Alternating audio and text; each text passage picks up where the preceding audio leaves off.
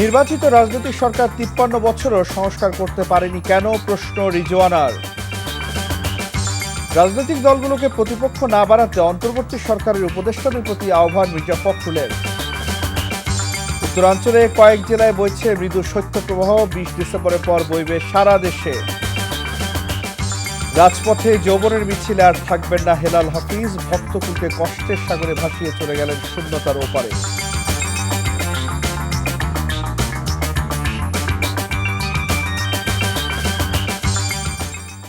আসসালামু আলাইকুম, রাইসুল হক চৌধুরী স্বাগত জানাচ্ছি এনটিভির রাতের খবরে। ক্রাউন সিমেন্ট শিরোনাম দেখছিলেন, এবার পুরো খবর। জুলাই আগস্ট গণ অভ্যুত্থানকে অস্বীকার করে বাংলাদেশ ভারত সম্পর্ক উন্নয়নের সুযোগ নেই বলে মন্তব্য করেছেন পরিবেশ, বন ও জলবায়ু পরিবর্তন বিষয়ক উপদেষ্টা সৈয়দা রিজওয়ানা হাসান। নির্বাচিত সরকারই প্রয়োজনীয় সংস্কার করবে কিনা এমন প্রশ্নে সৈয়দ রিজওয়ানা বলেন, গত ৫৩ বছরে তারা কি করেছিল। রাজধানীতে এক অনুষ্ঠানে তিনি এসব কথা বলেন। আরাফাত ইসলামের রিপোর্ট।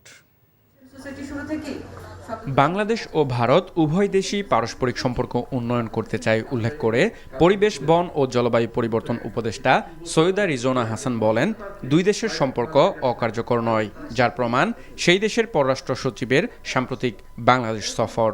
সকালে রাজধানীর গুলশানে আয়োজিত এক কর্মসূচিতে যোগদান শেষে কথা বলেন তিনি। একটা রাজনৈতিক কারণকে কেন্দ্র করে আমাদের সম্পর্কের মধ্যে যে একটা মেঘ এসেছিল, আমাদের উভয়ের স্বার্থেই এই মেঘকে সরাতে হবে, এবং সেই প্রক্রিয়াটা শুরু হয়েছে। ভারতের সাথে আমরাও বারবার বলেছি যে আমরা সম্পর্ক উন্নয়ন করতে চাই, ভারতও বলেছে যে তারা সম্পর্ক উন্নয়ন করতে চায়, এবং বাংলাদেশের একটা গণ অভ্যুত্থান এটাকে অস্বীকার করে এই পারস্পরিক সম্পর্ক এগিয়ে নেওয়ার কোনো সুযোগ নেই।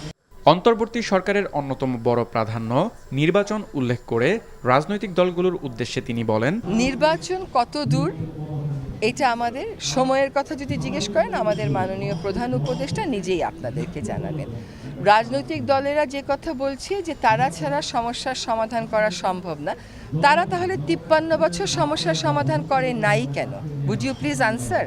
কেন আজকে আমাদেরকে দায়িত্ব নিতে হলো? Would you please answer. তারা যে আমাদের কাছ থেকে বলছে যে ম্যাপ দিতে হবে, এই করতে হবে, রোড ম্যাপ করতে হবে, তারা কি একটা রোড ম্যাপ দিয়ে দিয়েছে যে এই সমস্যাগুলোর তারা কি করে সমাধান করবে? আজকে ওনারা বলছেন যে সংস্কার ওনারাই সবচেয়ে ভালো করতে পারবেন, সেটাই তো গণতান্ত্রিক দেশের কথা, কিন্তু ওনারা করেননি কেন তাহলে ৫৩ বছর? শব্দ ও বায়ু দূষণ নিয়ন্ত্রণ সহ জনদুর্ভোগ কমাতে টাস্ক ফোর্স গঠনের কথাও জানান পরিবেশ ও বন উপদেষ্টা। বায়ু দূষণ ব্যবস্থাপনা কর্মপরিকল্পনা চূড়ান্ত করে গেজেট করে ২টা মিটিং করা হয়েছে, গতকাল একটা টাস্ক ফোর্স করে দেওয়া হয়েছে। আরাফাত ইসলাম, এনটিভি নিউজ, ঢাকা। রাজনৈতিক দলগুলোকে প্রতিপক্ষ না বানাতে অন্তর্বর্তী সরকারের উপদেষ্টাদের প্রতি আহ্বান জানিয়েছেন বিএনপি মহাসচিব মির্জা ফখরুল ইসলাম আলমগীর। রাজনৈতিক দলগুলো সরকারকে ব্যর্থ করার চেষ্টা করে যাচ্ছে, একজন উপদেষ্টার এমন বক্তব্য প্রত্যাহারেরও অনুরোধ করেন তিনি। বুদ্ধিজীবী দিবসের আলোচনায় বিএনপির অন্য নেতারা বলেন, প্রতিবেশী দেশে বসে ষড়যন্ত্র করছে পতিত স্বৈরাচার। হাসান মাহমুদের রিপোর্ট। রাজধানীর রমনা ইঞ্জিনিয়ার্স ইনস্টিটিউশন মিলনায়তনে শহীদ বুদ্ধিজীবী দিবস উপলক্ষে আলোচনার এই আয়োজন বিএনপির। চলমান সময়ে কেউ কেউ মহান মুক্তিযুদ্ধকে আলোচনায় কম আনতে চান উল্লেখ করে বক্তারা বলেন, সব অর্জনকেই সমানভাবে গুরুত্ব দিতে হবে। যাদের রক্তের বিনিময়ে প্রথম স্বাধীনতা অর্জিত হয়েছিল, সেই অপরাধীদের নতুন করে চিহ্নিত করে তাদেরকে আইনানুগ শাস্তির বিধান জানাতে হবে। রাজনৈতিক দলগুলোকে দোষারোপ করে সম্প্রতি এক উপদেষ্টার দেয়া বক্তব্যের তীব্র সমালোচনা করেন মির্জা ফখরুল। এই সরকার অন্তর্বর্তীকালীন সরকার, এই সরকারকে আমরা সমস্ত মানুষ, ছাত্ররা বুকে রক্ত দিয়েছে এবং আমরা রক্ত দিয়েছি, তারা সবাই মিলে এই সরকারকে আমরা দায়িত্ব দিয়েছি। কিন্তু যেন এই কথা বলেন যে রাজনৈতিক দলগুলো অন্তর্বর্তীকালীন সরকারকে ব্যর্থ করার জন্য কাজ করছে, এটা অত্যন্ত মারাত্মক একটা অভিযোগ। আমি তীব্রভাবে প্রতিবাদ করছি এবং আমি মনে করি যে এই ধরনের উক্তিটা প্রত্যাহার করা উচিত। এবং আমি এটা মনে করে দিতে চাই যে দয়া করে রাজনৈতিক দলগুলোকে বা রাজনীতিকে আপনাদের প্রতিপক্ষ বানাবেন না। রাজনৈতিক দলগুলো আপনাদেরকে সহযোগিতা করছে, কারণ এটা রাজনৈতিক দলের দায়িত্ব। বিএনপি নেতারা বলেন ক্ষমতা ফিরে পেতে অপচেষ্টা চালিয়ে যাচ্ছে পতিত স্বৈরাচার, তাই দরকার সবার ঐক্য, আর ভুল করলেই বিপদ। তারা ওয়াদা করেছে যে জনগণের অধিকার ফেরত দেবে, স্বাধীনতা সার্বভৌমত্ব শক্তিশালী করবে, আরও যেগুলো দিয়েছে আমরা চাই এগুলো তারা বাস্তবায়ন করবে। যে সংস্কারের কথা বলে যদি নির্বাচনটাকে বিলম্ব করা হয় তাহলে এই সরকারের জন্য খারাপ খবর বয়ে আনবে। আমরা আশা করব বর্তমান সরকার অতি অল্প সময়ের মধ্যেই গণতন্ত্র এবং ভোটাধিকার অর্জনের জন্য একটি নির্বাচনের রোডম্যাপ ঘোষণা করবেন। শহীদ বুদ্ধিজীবীদের স্বপ্ন পূরণে ঐক্যবদ্ধভাবে কাজ করার আহ্বান বক্তাদের। Hasan Mahmud, NTV news, Dhaka. Fascist সরকারের যেসব নেতাকর্মী দেশ ছেড়ে পালিয়েছেন তাদের ফিরিয়ে এনে কিভাবে বিচার করা যাবে সে বিষয়ে সফররত তুরস্ক ইন্টারন্যাশনাল জুরিস্ট ইউনিয়নের 16 সদস্যের প্রতিনিধি দলের কাছে জানতে চেয়েছে বিএনপি। বিকেলে বিএনপি চেয়ারপারসনের ফরেন অ্যাফেয়ার্স অ্যাডভাইজারি কমিটির সঙ্গে সফররত দলের বৈঠকে এসব বিষয়ে আলোচনা হয়েছে বলে জানিয়েছেন বিএনপি স্থায়ী কমিটির সদস্য ও চেয়ারপারসনের ফরেন অ্যাফেয়ার্স অ্যাডভাইজারি কমিটির সদস্য আমির খসরু মাহমুদ চৌধুরী। বলেন, ওই প্রতিনিধি দলের সঙ্গে বাংলাদেশের বর্তমান বিচার ব্যবস্থা নিয়ে আলোচনা হয়েছে। এ সময় তারা তাদের অভিজ্ঞতা বিনিময় করেন। বিগত স্বৈরাচার সরকার বহু মানুষের প্রাণহানি ঘটিয়েছে উল্লেখ করে আমির খসরু বলেন, তাদের বিচার প্রক্রিয়া নিয়ে আলোচনা হয়েছে।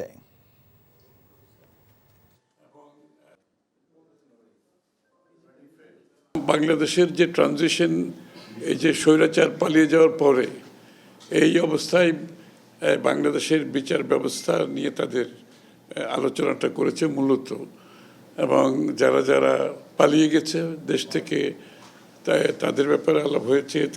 বিচার, তাদেরকে কিভাবে বিচারের আওতায় আনা হয়, বাংলাদেশের আগামী দিনে আমরা কিভাবে এটাকে মোকাবেলা করতে পারি, এগুলো আলোচনা হয়েছে। বাংলাদেশের অন্তর্বর্তীকালীন সরকারের সাথে ঘনিষ্ঠভাবে কাজ করছে যুক্তরাষ্ট্র, এমনটা জানিয়েছেন হোয়াইট হাউসের জাতীয় নিরাপত্তা যোগাযোগের উপদেষ্টা জন কির্বি। তিনি বলেন, সাবেক প্রধানমন্ত্রীকে ক্ষমতাচ্যুত করার পর বাংলাদেশের নিরাপত্তা পরিস্থিতি কঠিন হয়ে পড়েছে। এই চ্যালেঞ্জ মোকাবেলায় বাংলাদেশের আইন প্রয়োগকারী এবং নিরাপত্তা পরিষেবার সক্ষমতা বাড়াতে যুক্তরাষ্ট্র অন্তর্বর্তী সরকারের সাথে কাজ করছে। কির্বি বলেন, বাংলাদেশি রাজনৈতিক নেতাদের সাথে আলোচনার সময় ধর্মীয় এবং জাতিগত সংখ্যালঘুদের সুরক্ষার বিষয়টি যে গুরুত্বপূর্ণ তা স্পষ্ট করে উল্লেখ করেছে যুক্তরাষ্ট্র। অন্তর্বর্তী সরকারও জাতি, ধর্ম, বর্ণ নির্বিশেষে সবার নিরাপত্তার বিষয়ে প্রতিশ্রুতি দিয়েছে। উত্তরাঞ্চলের বেশ কয়েকটি জেলায় চলছে মৃদু শৈত্যপ্রবাহ। কনকনে শীত আর হিমেল বাতাসে কাবু হচ্ছে সাধারণ মানুষ। দুর্ভোগে পড়তে হচ্ছে ছিন্নমূল ও খেটে খাওয়া মানুষদের। আবহাওয়া অফিস বলছে, 20 তারিখের পর থেকে সারা দেশে মৃদু থেকে মাঝারি শৈত্যপ্রবাহ শুরু হবে। নূর হোসেনের রিপোর্ট। দেশের সর্বোত্তরের জেলা পঞ্চগড়ের তেঁতুলিয়ায় শীতের দাপটের পাশাপাশি বৃষ্টির মতো ঝরছে কুয়াশা। হিমশীতল বাতাসে রাস্তাঘাট অনেকটাই জনশূন্য, যানবাহনও চলছে হেডলাইট জ্বালিয়ে। দিনের সর্বনিম্ন তাপমাত্রা 8.4 ডিগ্রি সেলসিয়াস রেকর্ড করা হয়েছে এখানে। দিনাজপুরেও বেড়েছে শীতের তীব্রতা। ভোর থেকে দুপুর পর্যন্ত কুয়াশার চাদরে ঢাকা থাকছে চারদিক। গরম কাপড়ের অভাবে দুর্ভোগে পড়েছে ছিন্নমূল ও খেটে খাওয়া গরিব মানুষ। শীতের দাপট ও কুয়াশায় স্বাভাবিক জীবনযাত্রা ব্যাহত হচ্ছে নওগাঁবাসীর। এছাড়া মৌলভীবাজার, সিরাজগঞ্জ, নাটোর সহ উত্তরাঞ্চলের বেশিরভাগ জেলায় শীতের তীব্রতা বেড়েছে। আবহাওয়া অফিস বলছে, কয়েকদিন পর থেকে সারা দেশে মৃদু থেকে মাঝারি শৈত্যপ্রবাহ জেঁকে বসবে। আগামীকাল পরশু হয়তো আপনার সামান্য একটু কমতে পারে, তবে যেটা হবে পরশুদিন থেকে তাপমাত্রা আবার বাড়ার সম্ভাবনা রয়েছে, এবং সেক্ষেত্রে হয়তো আপনার সোমবার থেকে বাড়ার পরে 19-20 তারিখে যে আবার নতুন করে তাপমাত্রা কমবে, সেক্ষেত্রে আপনার মৃদু থেকে মাঝারি শৈত্যপ্রবাহ চলার সম্ভাবনা আছে এই মাসের শেষের দিকে। বায়ু দূষণের কারণে দিনের বেলা কুয়াশার তীব্রতা আরও বাড়বে বলেও আশঙ্কা এই আবহাওয়াবিদের। নূর হোসেন, এনটিভি নিউজ, ঢাকা। এদিকে উত্তরাঞ্চলের 2 বিভাগে মৃদু শৈত্যপ্রবাহ বইছে। এই অবস্থায় নীলফামারীতে এনটিভির উদ্যোগে শীতার্তদের মাঝে কম্বল বিতরণ করা হয়েছে। নীলফামারী থেকে ইয়াসিন মোহাম্মদ শিথুনের পাঠানো রিপোর্ট। শীত জেঁকে বসেছে দেশের উত্তরাঞ্চলে। পঞ্চগড়ের তেঁতুলিয়ায় কুয়াশা, কনকনে শীত আর হিমেল বাতাসে কাবু সাধারণ মানুষ। যানবাহন চলছে হেডলাইট জ্বালিয়ে। দিনের বেলায় ঘন কুয়াশার চাদর ভেদ করে সূর্যের আলো খুব কমই আসে। তাই দিনাজপুর, নীলফামারী সহ উত্তরের সব জেলাতেই বেড়েছে শীতের তীব্রতা। শীতের কাপড়ের জন্য কষ্টে দিন কাটাচ্ছে খেটে খাওয়া সাধারণ মানুষ। এ অবস্থায় প্রতি বছরের মতো এবারও কয়েকটি জেলায় কম্বল বিতরণের উদ্যোগ নিয়েছে জনপ্রিয় টিভি চ্যানেল এনটিভি। এরই অংশ হিসেবে নীলফামারীতে ডোমার পৌরসভা কার্যালয়ে এনটিভির পক্ষ থেকে শীতার্ত মানুষের মাঝে কম্বল বিতরণ করা হয়েছে। কম্বল পেয়ে খুশি শীতার্ত মানুষ। শীতে কম্বল পায়া কি উপহার হলো। এনটিভি আমাদের কম্বল দিছে, এর জন্য আমরা সবার জন্য দোয়া করি। কম্বলটা পাচ্ছি, ঠান্ডা না এত কত বুগার হয়েছে। ঠান্ডার মধ্যে কেউ আমাদেরকে কম্বল দিচ্ছে না, এত বড় লোক তারপরে কেউ দিচ্ছে না। আমাদেরকে কম্বল দিচ্ছে হলো এনটিভির লোক। কম্বল বিতরণ অনুষ্ঠানে প্রধান অতিথি ছিলেন নীলফামারী জেলা প্রশাসক ও জেলা ম্যাজিস্ট্রেট মোহাম্মদ নাইরুজ্জামান। এ সময় প্রশাসনের ঊর্ধ্বতন কর্মকর্তা সহ স্থানীয় গণ্যমান্য ব্যক্তিরা উপস্থিত ছিলেন। এনটিভিকে অসংখ্য ধন্যবাদ।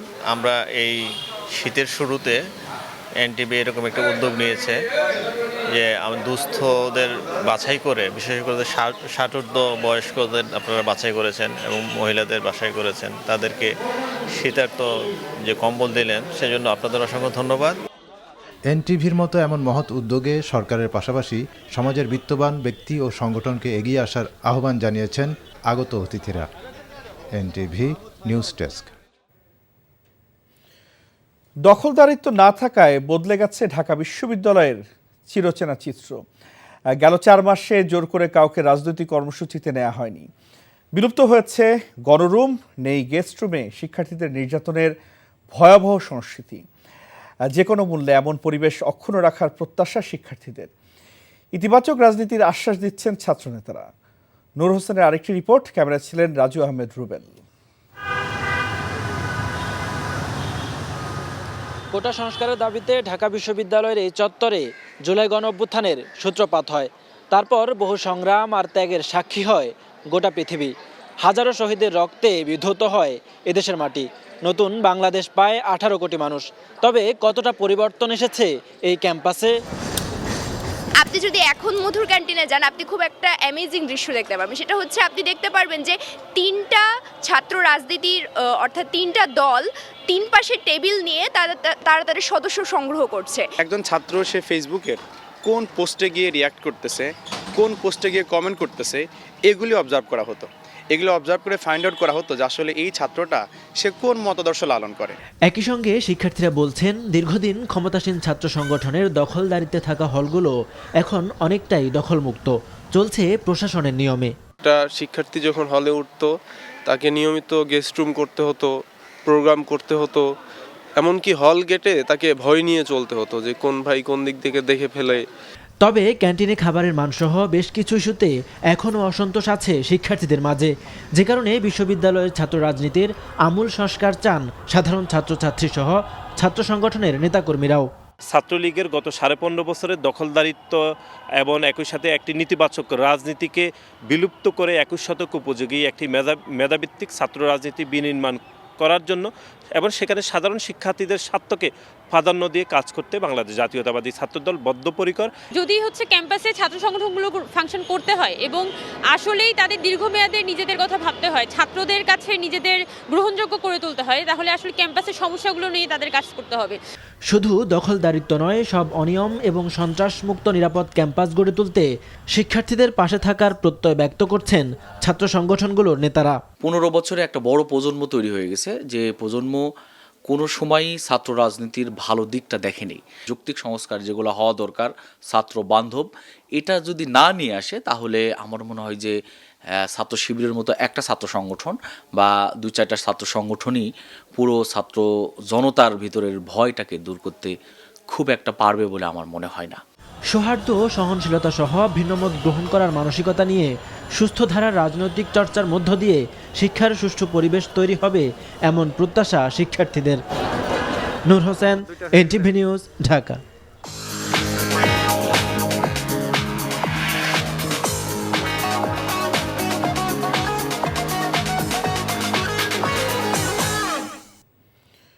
নগদ নিবেদিত অর্থনীতির খবর। দেশে আলুর বাজার নিয়ন্ত্রণে রাখতে ভারত থেকে বেনাপোল বন্দর দিয়ে 468 মেট্রিক টন আলু আমদানি করা হয়েছে। বিকেলে আলু আমদানির বিষয়টি নিশ্চিত করেছেন বেনাপোলের রেল স্টেশন মাস্টার সাইদুজ্জামান। চাঁপাইনবাবগঞ্জের মেসার্স টাটা ট্রেডার্স নামের একটি আমদানিকারক প্রতিষ্ঠান ট্রেন যোগে এই আলু আমদানি করছে। শনিবার আমদানিকারকের পক্ষে আলুর চালানটি খালাস নেবে বেনাপোলের CNF agent Alam and sons. রাজস্ব পরিশোধ এবং কাস্টমস ও রেল স্টেশনের কার্যক্রম সম্পন্নের পর বেনাপোল বন্দর অথবা নওয়াপাড়ায় আলুগুলো আনলোড করা হবে। পরে নওয়াপাড়া থেকে আলুগুলো ঢাকা এবং চট্টগ্রাম সহ দেশের বিভিন্ন এলাকায় পাঠানো হবে। দাম বাড়ানোর পরেও বাজারে বোতলজাত সয়াবিন তেলের সরবরাহ পর্যাপ্ত নেই। দু একটি ব্র্যান্ড ছাড়া কোনো কোম্পানির সয়াবিন তেল মিলছে না খুচরা বাজারে। এদিকে সপ্তাহের ব্যবধানে বেড়েছে চালের দাম, কমেছে নতুন আলুর দাম, তবে বাড়তি দামেই কিনতে হচ্ছে পেঁয়াজ। মেজবা হাসানের রিপোর্ট। রাজধানীর বাজারগুলোতে এখনও ভোজ্য তেল সয়াবিনের পর্যাপ্ত সরবরাহ নেই। দোকানের তাকে তাকে বিভিন্ন ব্র্যান্ডের বোতলজাত তেল শোভা পেলেও শুধুমাত্র রাইস ব্রান তেল দিয়েই সাজিয়েছেন ভোজ্য তেলের সারি। তাও আবার সব কোম্পানির নয়, দুই একটি কোম্পানির তেল বিক্রি করছেন দোকানিরা। এ কারণে বাজেটের বাইরে বেশি দামে অনেকটা বাধ্য হয়ে এই তেল কিনছেন ভোক্তারা। সোয়াবিন তেল কম, মানে মার্কেট সাপ্লাই কম। কৃত্রিম সংকটের কারণ হিসাবে সরবরাহ প্রতিষ্ঠানগুলোর উপর দায় চাপাচ্ছেন ক্রেতা বিক্রেতারা। বাড়ানোর পরে আর মাল আপনার আসে নাই। আমার কার্টন 10 কার্টন, আমার দিতেছে 2 কার্টন, 1 কার্টন। 3-4 কার্টন তেল দিছে, এরপরে আজকে 2 দিন আবার তেল বন্ধ। কেন? তেল নাই। কি সমস্যা? দামে প্রতি লিটারে 8-10 টাকা বাড়াইছে, এরপরেও এখন সাপ্লাই দিচ্ছে না। তাদের নাকি হয় নাই, আরও লাগবে। লুজ তো অ্যাভেলেবেল আছে, কিন্তু লুজ তেলের দাম এখনো আগের মতনই আছে, কমতেছে না। ভরা মৌসুমেও চড়া দামেই সবজি কিনতে হচ্ছে সাধারণ মানুষের। এখনও একটি ফুলকপি কিনতে গুনতে হচ্ছে 50 টাকা, বেগুনের কেজি 60 থেকে 80 টাকা। তবে নতুন আলুর দামে কিছুটা স্বস্তি ফিরেছে। নতুন আলু দাম এখন 80 টাকা কেজি, সিম আছে 60 টাকা কেজি, শসা দেশিটা আছে 100 টাকা কেজি, হাইব্রিড আছে 60 টাকা কেজি। প্রতি মাসেই আসলে বাজেট থেকে বাজেট ক্রাইসিস হচ্ছে প্রতি মাসেই। আমদানি শুল্ক কমানোর প্রভাব পড়েনি পেঁয়াজের বাজারে। দেশি পেঁয়াজ বিক্রি হচ্ছে চড়া মূল্যে। ইন্ডিয়ান পেঁয়াজ 100 টাকা বিক্রি হচ্ছে, 110 টাকা বিক্রি হচ্ছে পুরোনোটা। দেশি পেঁয়াজ 120 টাকা থেকে 130 টাকা পর্যন্ত বিক্রি হচ্ছে। দেয় খবরটা বলে দেয় যে নাম কমে গেছে, এখন তো দেয় না, বাজারেই দেয় না, সপ্তাহে দাম। একটা বান্ডেল নিয়ে ঢুকছে, এখন খালি বের হতে হচ্ছে আর কি, ব্যাপারটা এরকম অনেকটা। বেড়েছে সব ধরনের মাছের দাম, ওঠানামার মধ্যে রয়েছে ব্রয়লার মুরগির দাম। সোনালী মুরগি হলো 320 টাকা, আর ব্রয়লার মুরগি হলো 90 টাকা, 190। ব্রয়লার মুরগি একদিনে বেড়ে গেছে 10 টাকা। ভোক্তারা বলছেন বাজার নিয়ন্ত্রণে আনতে আইনের যথাযথ প্রয়োগ নিশ্চিত করতে হবে। Misbah Hasan, NTV news, Dhaka. বাংলাদেশে আওয়ামী লীগের রাজনীতির মৃত্যু হয়েছে। দেশের মানুষের কাছে ভোট চাইবার মুখ তাদের নেই বলে জানিয়েছেন জামায়াতে ইসলামের আমির ডাক্তার শফিকুর রহমান। সকালে সিলেট আলিয়া মাদ্রাসা মাঠে অনুষ্ঠিত জামায়াতের জেলা কর্মী সম্মেলনে তিনি কথা বলেন। কোনো অপশক্তির কাছে জামায়াতে ইসলামী মাথা নত করবে না উল্লেখ করে দলটির আমির ডাক্তার শফিকুর রহমান বলেন, বাংলাদেশের ধর্ম বর্ণ নির্বিশেষে সকল মানুষের দায়িত্ব জ্ঞানহীন নয় এবং ধৈর্যের পরিচয় দিয়ে রাষ্ট্র গঠনে ভূমিকা রাখছে। শেখ হাসিনা পালিয়ে গেলেও বিদেশে বসেও দেশের শান্তি বিনষ্টের চেষ্টা চালাচ্ছে বলে মন্তব্য করেন তিনি। দেশকেই যারা সম্মান করে না, তারা কার কাছে এসে নির্বাচনে ভোট দাবি করবে?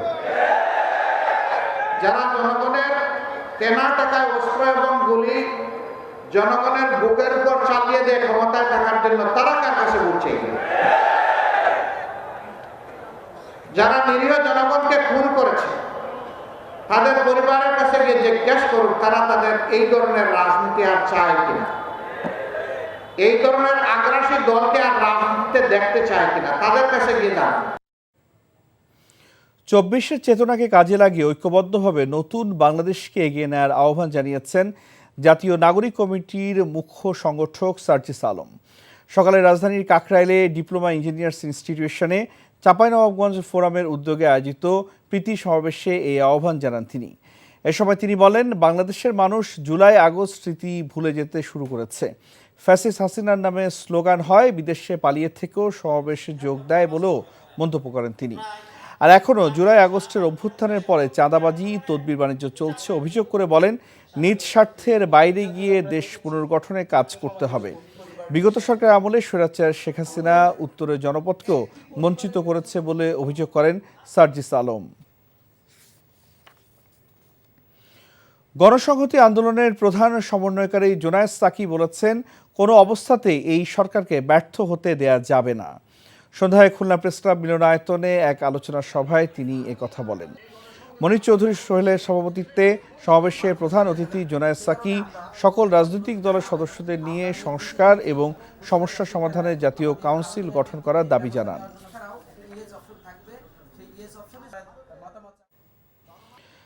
বেসরকারি শিক্ষক নিবন্ধন প্রতিষ্ঠান NTRCA নিবন্ধিত প্রথম থেকে 12তম বৈধ নিবন্ধন সনদধারীদের অবিলম্বে নিয়োগের ঘোষণা দেওয়ার দাবি জানানো হয়েছে। অন্যথায় আগামী 22 ডিসেম্বর অনির্দিষ্টকালের জন্য NTRCA-র সকল কার্যক্রম বন্ধ করে দেওয়ার হুঁশিয়ারি দিয়েছেন আন্দোলনরত শিক্ষকরা। বিকেলে ঢাকা বিশ্ববিদ্যালয় সাংবাদিক সমিতির হলরুমে আয়োজিত এক সংবাদ সম্মেলনে এসব কথা জানান নিয়োগ প্রত্যাশী শিক্ষক পরিষদের আহ্বায়ক GM ইয়াসিন। এ সময় প্রতিষ্ঠানটি নানা অনিয়ম ও দুর্নীতির চিত্র তুলে ধরা হয়। অভিযোগ করা হয়, বিগত আওয়ামী ফ্যাসিস্ট সরকারের সময় সনদ জালিয়াতির মাধ্যমে নিয়োগ বাণিজ্য করা হয়েছে। এছাড়া লক্ষাধিক পদ খালি থাকলেও শুধুমাত্র সদিচ্ছার অভাবে কৃত্রিম সংকট তৈরি করে বৈধ সনদধারীদের নিয়োগের ক্ষেত্রে প্রতিবন্ধকতা সৃষ্টি করা হচ্ছে বলে অভিযোগ করেন। এজন্য বৈষম্য দূর করে তাদের নিয়োগে সুনিশ্চিতে প্রধান উপদেষ্টার হস্তক্ষেপ কামনা করেন তিনি। বিএনপির সাবেক ভাইস চেয়ারম্যান ও সাবেক মন্ত্রী চৌধুরী কামাল ইবনে ইউসুফ তার মহৎ কর্মের মাধ্যমেই আজীবন মানুষের হৃদয়ে বেঁচে থাকবেন। চৌধুরী কামাল ইবনে ইউসুফের ৪র্থ মৃত্যুবার্ষিকী উপলক্ষে আয়োজিত আলোচনা ও দোয়া মাহফিল অনুষ্ঠানে আলোচকরা এসব কথা বলেন। বিকেলে শহরের কমলাপুর ও ময়জুদ্দিন উচ্চ বিদ্যালয়ে চৌধুরী কামাল ইবনে ইউসুফ স্মৃতি সংসদে সভাপতি অধ্যাপক ABM সাত্তারের সভাপতিত্বে সভায় বক্তব্য রাখেন কৃষক দলের কেন্দ্রীয় কমিটির সাধারণ সম্পাদক শহীদুল ইসলাম বাবুল, মহিলা দলের কেন্দ্রীয় যুগ্ম সম্পাদক ও মরহুমের মেয়ে চৌধুরী নায়াব ইউসুফ।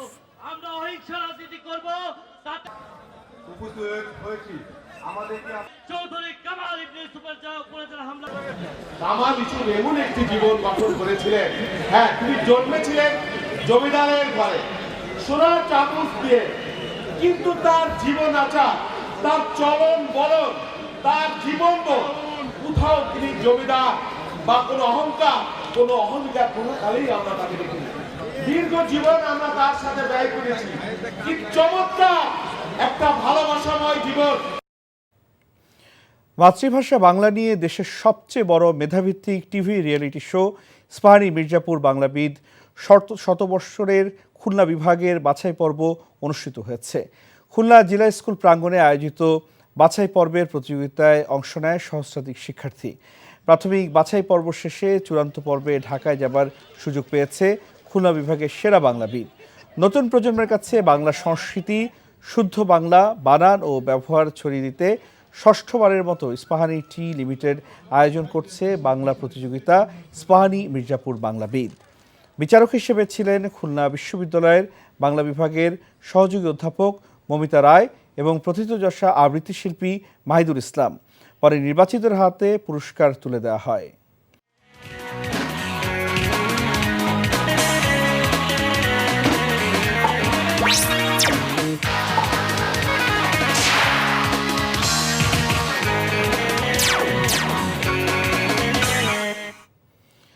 ইস্পাহানী প্রিমিয়াম টি খেলার খবর। ক্রিকেট। প্রথম শ্রেণীর ক্রিকেটে ঠিক কত রান করলে বাংলাদেশের টেস্ট দলে জায়গা পাওয়া যাবে জানেন না প্রথম শ্রেণীর ক্রিকেটে অন্যতম সফল ফরহাদ হোসেনও। আক্ষেপ নিয়ে গত মাসে নিয়েছেন প্রথম শ্রেণীর ক্রিকেট থেকে বিদায়। শুধু তিনিই নন, বাংলাদেশের প্রথম শ্রেণীর ক্রিকেটে হাজার হাজার রান করে অনেকেই পান না জাতীয় দলে খেলার সুযোগ। টেস্টে কোন মানদণ্ডে বিসিবি খেলোয়াড় নির্বাচন করে তা নিয়ে প্রশ্ন রেখেছেন সাবেক জাতীয় ওপেনার জাভেদ ওমরও।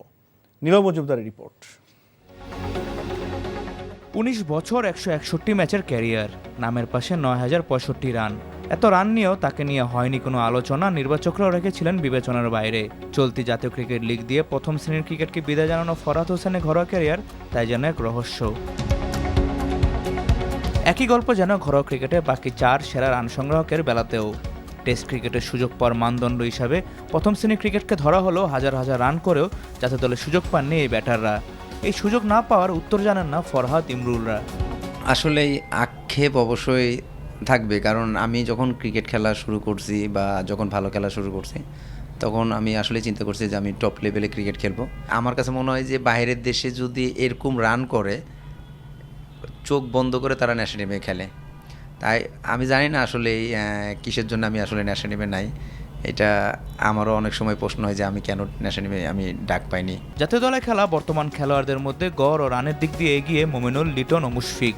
সাদমান জাকিররা নিয়মিত প্রথম শ্রেণীর ক্রিকেট খেললেও তাদের গড় কখনো পার হয়নি 40-এর ঘর। এদিকে যারা গড় ও রানে এগিয়ে তারা বিবেচিতই হননি টেস্ট ক্রিকেটের জন্য। লাল বলের ফরম্যাটে বিসিবির নির্বাচন প্রক্রিয়া নিয়ে ভাবার সময় হয়েছে বলে মতামত দিয়েছেন সাবেক ক্রিকেটার জাভেদ ওমর বেলিম। আজকে 24 বছর টেস্ট শেষ হয়ে যাচ্ছে, কিন্তু ওই জায়গায় আপনি যখন আপনি করেন কি, আপনি প্রিমিয়ার লিগে টপ খেলেন, আপনি এনসিএল বিসিএল ভালো খেলেন, দলের সুযোগ হয়ে যায়। But when you complete your international, তখন গিয়ে আপনি কনসিস্টেন্ট কোয়ালিটি বোলিং ওটা গিয়ে আপনি ওর ফোকাসটা রাখতে পারেন না। প্রসেসটা এত দুর্বল যেটা ইন্টারন্যাশনালের সঙ্গে আপনি যখন খেলেন ওই প্লেয়ার 20 হয়ে যায়, আন্ডার 19 প্লেয়ার, আর আমাদের ওটা 10 থেকে 12-14 হয়। ওই জন্য এটা বড় কারণ। রান বন্যা ভাসিয়ে দিয়েও অনেকের সুযোগ হয় না বাংলাদেশ দলে জায়গা করে নেওয়ার। তাই 19 বছরের ক্যারিয়ার শেষে ফরহাদরা থেকে যান পর্দার আড়ালেই। Nila Majumdar, NTV news, Dhaka. Asia কাপে জয় পেয়ে সন্তুষ্ট নন বাংলাদেশের যুবারা, এবার লক্ষ্য রাখছেন বিশ্বকাপে। সে অনুযায়ী প্রস্তুতি নিতে চান অনূর্ধ্ব-19 দলের ওপেনার কালাম সিদ্দিকী।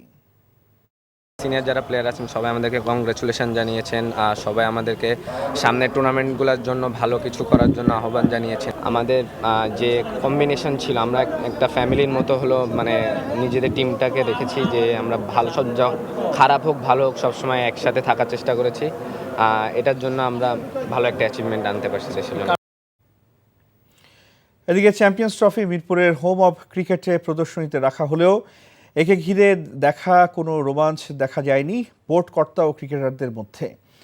ক্রিকেটার ও গণমাধ্যম কর্মীদের প্রদর্শনের জন্য রাখা হলেও তেমন উল্লেখযোগ্য কাউকেই ক্রিকেটারদের খুঁজে পাওয়া যায়নি এই আয়োজনে। জাতীয় ক্রিকেট লিগ টি-20 টুর্নামেন্ট চলার কারণে অনেক ক্রিকেটারই অবস্থান করছেন সিলেটে, তাই অনেকেই অংশ হতে পারেননি এই আয়োজনের। নারী ক্রিকেটাররাও এদিন উপস্থিত ছিলেন না। উপস্থিত ছিলেন বিসিবির 2 পরিচালক নাজমুল আবেদিন ফাহিম ও ইফতেখার রহমান মিঠু। এছাড়া উপস্থিত ছিলেন সদ্য এশিয়া কাপ জয়ী অনূর্ধ্ব-19 দলের সদস্য কালাম সিদ্দিকী। তবে কক্সবাজার ও বসুন্ধরা সিটিতে চ্যাম্পিয়ন্স ট্রফি প্রদর্শনে দারুণ সাড়া ফেললেও বিসিবিতে তার লেশ পাত্র ছিল না। বাংলাদেশের পর দক্ষিণ আফ্রিকায় যাবে এই ট্রফি। ভ্রমণের শেষ গন্তব্য এবারের আয়োজক পাকিস্তানে। বগুড়ায় শাহজাহানপুর উপজেলা বিএনপির আয়োজনে আরাফাত রহমান কোকো স্মৃতি ফুটবল টুর্নামেন্টের ফাইনাল খেলা অনুষ্ঠিত হয়েছে।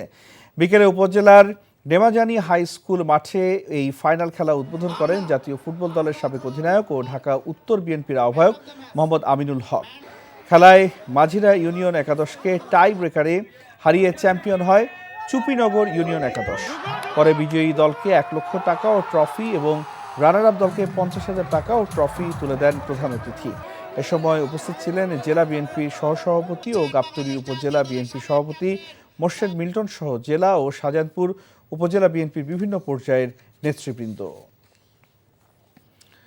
খবর শেষ করছি, যাবার আগে ক্রাউন সিমেন্ট শিরোনামগুলো আরেকবার। নির্বাচিত রাজনৈতিক সরকার 53 বছরও সংস্কার করতে পারেনি কেন, প্রশ্ন রিজওয়ানার। রাজনৈতিক দলগুলোকে প্রতিপক্ষ না বানাতে অন্তর্বর্তী সরকারের উপদেষ্টাদের প্রতি আহ্বান মির্জা ফখরুলের। উত্তরাঞ্চলে কয়েক জেলায় বইছে মৃদু শৈত্যপ্রবাহ, 20 ডিসেম্বরের পর বইবে সারা দেশে। রাজপথে যৌবনের মিছিলে আর থাকবেন না হেলাল হাফিজ, ভক্তকুলকে কষ্টের সাগরে ভাসিয়ে চলে গেলেন শূন্যতার ওপারে। এই ছিল রাতের খবরে। এই খবরের ভিডিও আপডেট জানতে ভিজিট করুন এনটিভি অনলাইন www.ntv.com। এছাড়াও এনটিভির জনপ্রিয় সব অনুষ্ঠান ও খবর আপডেট জানতে ভিজিট করুন আমাদের ইউটিউব ও ভেরিফাইড ফেসবুক পেজ। রাত 1টায় মধ্যরাতের খবর দেখার আমন্ত্রণ রইল। ধন্যবাদ সবাইকে, শুভরাত্রি।